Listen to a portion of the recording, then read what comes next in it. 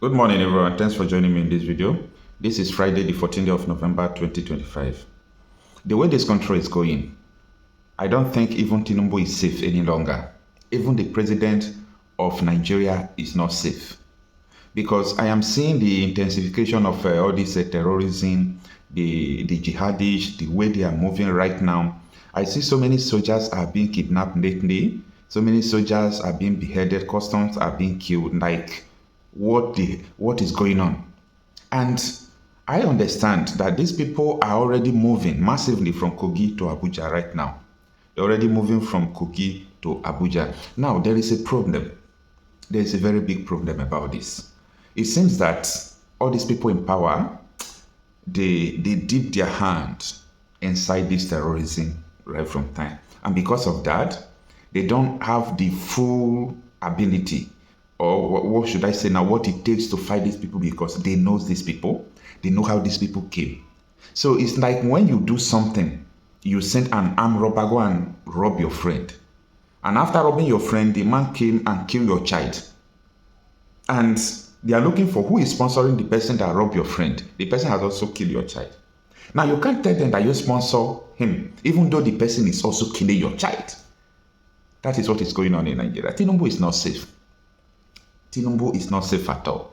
Because all these problems started from them. All this terrorism was imported by their coalition.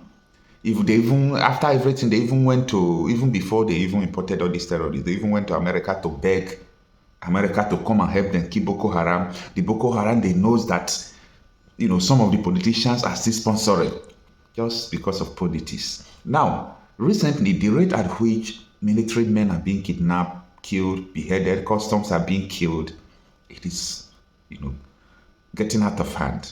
Now, I thought that the 6 persons that were adopted from the Ministry of Defense, I thought they have been released. The bandits adopted 6 people who work with the Ministry of Defense. They work in CDS office. They were kidnapped. So I thought that these people are going to do show of force. Like, no. These people are stepping the boundary. Let us go and get our people. Let us get them now. But to my greatest surprise, these people have stayed more than 5 days in kidnappers' den. And the kidnappers, now the bandits, are demanding 150 million for the 6 directors. These people are not just ordinary workers, so directors from the Ministry of Defense, directors. The bandits are demanding that they should pay 150 million. Where is the sovereignty? Like, where is the sovereignty? Oh, Nigeria is a sovereign nation. Nigeria is a sovereign nation. But terrorists are just holding 6 directors from the Ministry of Defense. All these things are not fair, but if you try to explain for people who are not Nigerians, they find it difficult to comprehend what is going on. Nobody is safe any longer in this country. Nobody is safe. And I think for so many of you that are lucky not to be in a territory where these people are terrorizing, you are lucky not to be in an area where these people are terrorizing, the best time to take action is now. The best time to support your vigilante, to guide your forest, because the way these people are moving, they are just moving like yeast, expanding. Right from the day Trump made a statement that Nigeria should go after terrorists, or they will come into Nigeria and kill the terrorists themselves, the attack, everything has doubled. It has doubled. So I am now saying, if Trump could make a threat and these people redouble what they are doing, it means that they are daring Trump. And not only that, it means that Trump's threat is putting people in more danger. And that is the reason why US should not fail to intervene. Because his statement has put people in more problem. That is the truth about, that is the real situation on the ground right now. The kidnappers intensified. Since Trump made the statement, 2 churches have been razed down. One in Borno State, in Chibok. So you can see that these people, they are not ready to stop. So if Trump is delaying, maybe because of the activities that is taking place in Venezuela, and probably because the government was shut down before, I think it was yesterday they signed the bill to reopen it, I think Trump should not look back in his intended military action against terrorists in Nigeria. because his words, his statements have caused like more harm at this moment than good. The military actually swing into action when Trump made a statement. I see Nigerians shaking, politicians are shaking, the military are shaking, they started going into action. But the problem is this: the terrorists intensified, the jihadists intensified. More kidnapping, more killing, more burning of churches, and so on and so forth. So, for over the years, Nigerian government has demonstrated that they can solve all this bandit issue, they can solve all this insecurity issue. And that is why people were happy when they heard Trump making this statement some weeks ago. So, I am saying this. Trump should not even delay, because his statement have caused like more harm now. I think it is only his action that can reduce the harm. Only his action that can reduce the harm. His statement has caused more harms. Now, regarding the bandits demanding 150 million from 6 directors from the Ministry of Defense, this article from Sahara Reporters reads that the abductors of 6 senior directors of the Federal Ministry of Defense have demanded a ransom of 150 million. 150 million is like about $90,000 to $100,000. So throwing the families of the victims into deeper distress as they plead for the safe release of their loved ones.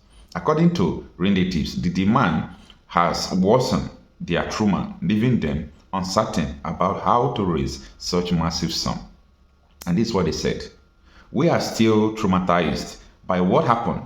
Now the kidnappers are asking for 150 million to release all 6 of them. How can we possibly raise such a huge sum? We beg them to free our loved ones unharmed. That is all we can plead for at this point," a family member told Daily Trust. Sahara Reporters had reported that the 6 directors, Mrs. Ngozi Ibeziako, Mrs. C. Emeribe, Mrs. Selin Eze-Ako, Mrs. C. Ladoye, Mrs. J. Mwazurike, and Mrs. Catherine Essien were kidnapped along the Kaba-Lokoja Highway on Monday, November 10, 2025, while traveling from Lagos to Abuja for a directorate-level promotion examination. The Association of the Senior Civil Servants of Nigeria had condemned the attack in a statement signed by its President Sheikh Mohammed and Secretary General Joshua Apebo. Now, out of the article, as I said before, if I see all these attacks, all these things happen, I will profile the people who are victims. That is the first thing I do. And anytime you profile the people who are the victims, you will come to understand whether the kidnappers are going to kill them, whether they are going to increase the ransom, whether they will release them on time. And as you can see, we profile the people who were kidnapped, the 6 directors from the Ministry of Defense, and we saw that these people are Christians. So whenever these people are kidnapped by the jihadists, I'm not saying this because of religion, I'm saying this because of what I do, okay? If they kidnap them because of religion, I don't know. If it is normal kidnapping, I don't know. But what I know that anytime Christians are being kidnapped by these bandits, it's either they increase the ransom times 2, calling millions upon millions of naira, or they will kill them. And most of the time, after the ransom payment has been paid, they will still kill them. Yes, anytime, just this, I'm giving you like now to understand the operation of these people. Okay, I have been documenting this for over years now, so I understand the modus operandi of these people. Once your name sounds Christopher, Daniel, all those names, they themselves even know you're already a Christian. Whether they used to ask the question, I know I spoke with one person who was released at a time, and they were forcing them to do prayer. You kidnap somebody, you force them to do prayer. They don't know how to do the prayer. They were hitting them with gun and all those things. So all these kidnappings, it has a lot of correlation around them. So if someone is kidnapped and he's a Christian, these jihadists will make sure that his punishment will be times 2. It's not fair. It's not fair. So that is why we need ultimate solution to all these things. We can't continue to lament like this. We can't continue to cry. We can't continue to just be talking. So let's see what will happen before first quarter of next year, from now to first quarter of 2026. So I believe I know what is on the ground. I know what is about to happen. I think the relief is coming before the first quarter of 2026. And don't say it is too far. It's not far. because of the nature of the things that are going to happen. Because if Nigeria remains like this, from now till next 2 years, everybody will be under siege. Everybody, every corner of this nation will be under siege. And that time, people will know the difference between, ordinary armed robber or kidnapper and jihadist. You understand that these people have no mercy. So this is what is actually going on, and I think everybody should put their voice. Understand that, like what I was telling my friend yesterday, I said, forget about all these big people. Imagine, like yesterday, where 6 persons were killed. Imagine if those 6 people are someone like Mwike, Rufai Oseni, Shinwoki Bandoye, Tinumbu, Ekpa, and one other person that they know like that. The nation will be boiling. But because it's these people that they don't know, so everybody is just keeping quiet. That is the mentality of a black man. That ordinary person die, his life doesn't matter at all. But if somebody who is influential die, everybody will start jumping on. It is what it is, okay? It's so unfortunate.